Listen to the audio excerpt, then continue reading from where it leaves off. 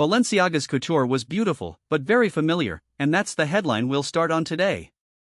In late October, Pierpaolo Piccioli stepped out into Paris with his first couture collection for the famous house, and the Paris press was buzzing.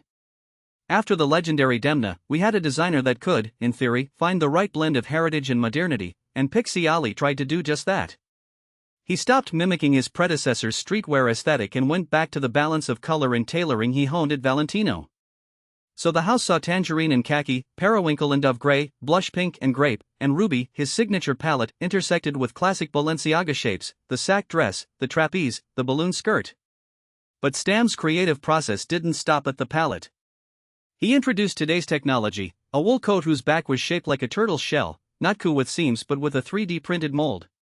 Even a wedding dress, traditionally a quiet piece, ended up with pockets, which made the garment both playful and practical. In addition, the designer finally allowed the artisans from his atelier to walk the line, a first for Balenciaga, giving the craftsmen the spotlight they deserve. The show itself, full of dramatic, open-air silhouettes, felt nostalgic, a return to form as if the house remembered, but the reception was interesting. The press reports that some of the audience were cracking under the August Paris heat, which might explain part of the muted excitement. Others, even with a breeze, seemed indifferent, almost a shrug. The thought that was common to many reviewers was that the collection, while sumptuous, felt like it belonged to another time. The garments had no rough edges, the roughness had worn off a long time ago, and yet now fashion demands a kind of messiness, a sense of movement, experimentation, and a challenge to the status quo. In short, what was needed is not what the evening delivered. The red carpet appeal, like a sleeveless sequined green gown reminiscent of a mythical emerald city, or a cloud-like balloon frock over 24,150 petals, was undeniable. But the overall sentiment among critics suggests that Balenciaga's new couture is visually enthralling but fills a space that the contemporary audience might already be moving onward from. Even though there were commendations about the craftsmanship and the creative daring to combine nostalgic shapes with cutting-edge tech, the prevailing conclusion is that the collection feels too polished, too forgiving. The clothes have too much fabric to move quickly, to make a statement that sparks action.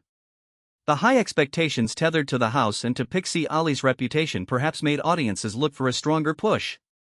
One can't deny that the couture, physically speaking be handled with fair fabrics, was beautiful. But the abstract modern view of fashion is something that spurs a pivot has to be answered with disorder, with more angular shapes, and more experimental narratives. In the end, what we saw was a gorgeous, celebrated show that was homely and familiar. Yet, it left us pondering, are we looking for a gasp, or a sigh?